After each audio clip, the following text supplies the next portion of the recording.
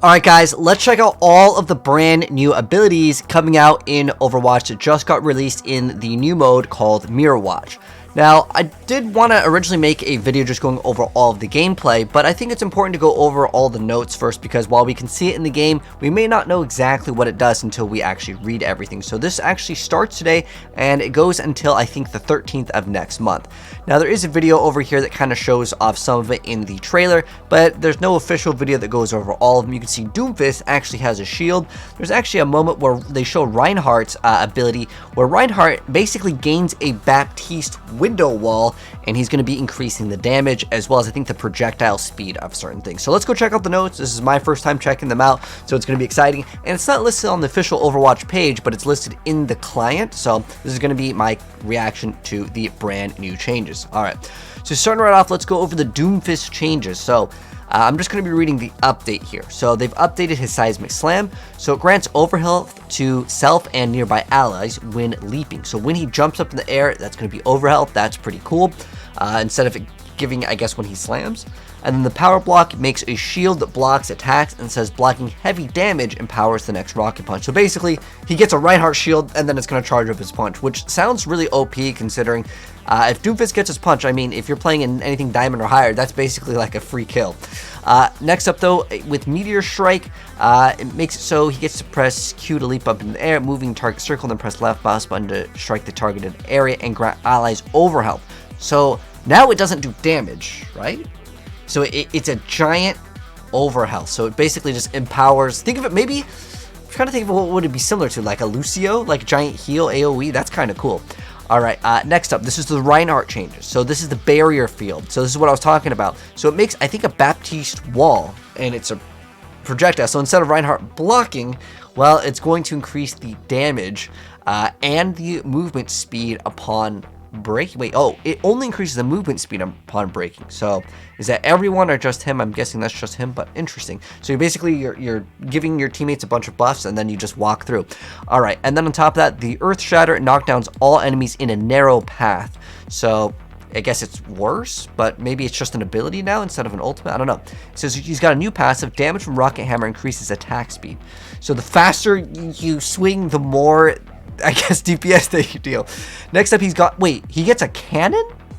Oh, you know what? I think this is Zarya's now. They didn't really sort it in a really good way here, but particle cannon, this is the Zarya changes. So primary fire fires a short-range linear beam. Secondary fire shoots piercing energy orbs in a straight line. Piercing, so it can go through multiple targets. That seems pretty crazy. Next up, especially if she's high charge, right? The particle barrier, it says damage blocked by barriers increase particle cannon damage. Barriers knock back and damage enemies upon expiring. Oh, so you can't get, so you want someone to get super close with those giant barriers. Now that's kind of cool. Then next up, their projected barrier, create a damage barrier around an ally. Damage blocked by barriers increases particle damage, cannon damage, and barriers knock back and damage enemies upon expiring. And then explosion zone, so it launches a gravity surge that pushes enemies away. So I think that instead of sucking enemies, it just pushes them away. Unless it does an insane amount of damage, this seems like a very terrible change. But next up, let's go check out the new Bastion. So he's got a shotgun. I believe this was in April Fool's mode already, so this is really nothing new, if I remember correct. And then the configuration intel, reveal nearby enemies and increase attack and reload speed. What? Okay. So he's got like a Widow ability now and increases his attack speed. And then next up, the tactical grenade fires a bomb that bounces off of walls and explodes when it impacts on enemies or ground, and it deals no self-damage. So it's kind of the same, except for it doesn't do any self-damage.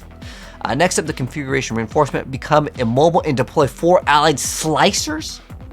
Isn't that like a PvE thing? Wait, so he can summon things? Okay, we gotta get that Bastion gameplay. That's crazy. And then now we have the Echo. So we have sticky bombs fire a volley of homing sticky bombs. Wait, these home, that actually sounds busted. The fly forward and quickly, and then free fly briefly damages and knockbacks enemies. Okay, this thing seems crazy. If you could just have these be homing, just the right click is homing now, That is absolutely just way too OP, man. It's going to be so crazy good. Focusing beam, maybe it does like no damage, and at that point then it's kind of worthless, right? So we'll have to wait and test some of these things out, but I guess reading them definitely does help out before we hop into some gameplay. Next up we have the focus beam, which channels a beam that slows enemies and deals very high damage. So now it slows too. Wow, this is... I mean, as long as it deals the same amount of damage, this is already a really strong ability.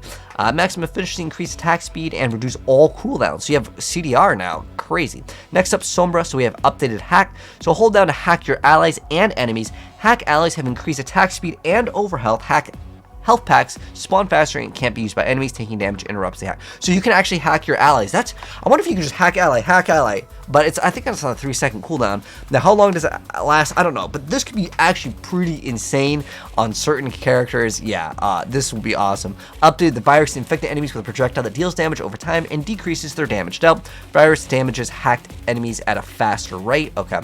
And then we have antivirus. Grant health and increase attack speed to yourself and nearby allies.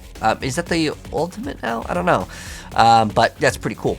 Next up, Tracer, the blink. Teleport in the direction you are moving. Take damage to teleport additional times. Oh, so you can continuously blink, but you take damage. That's pretty cool. It's like using health as like a resource here. And then Bloodthirst, after dealing enough continuous damage, attack speed is increased and damage steals health. Oh my gosh, this is insanely powerful. Now we have basically the Malga heal on Tracer.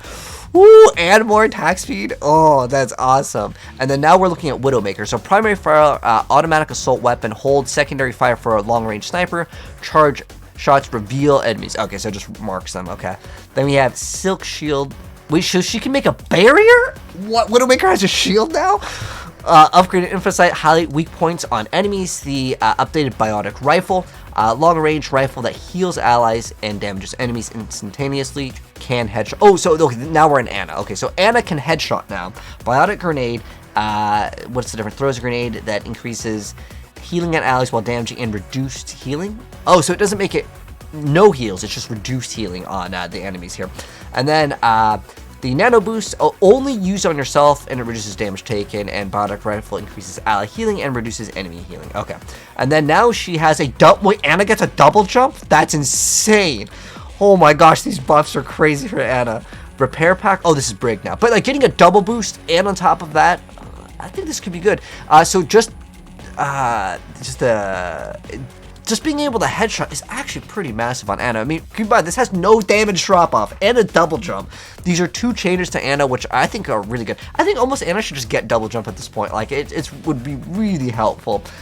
Because just so many of the other heroes can just get to high ground, and that's a thing that Anna just needs to be able to do. Anyways, with Brig, the health pack heals an ally and grants them lifesteal, so massive buff over there. I mean, again, you throw that on Tracer, it's going to be crazy. Whip Shot launches your flail forward to pull enemies closer. So instead of knocking them back, it pulls them. So it's like a Roadhog hook. That might be kind of fun. Barrier Shield, hold secondary fire to deploy a frontal energy barrier, block damage to empower Shield Bash. So it makes Shield Bash probably stun now, or what? Available when Barrier Shield is deployed, dash forward, knock back an enemy. When empowered, sets enemies on fire. Wow, that's crazy.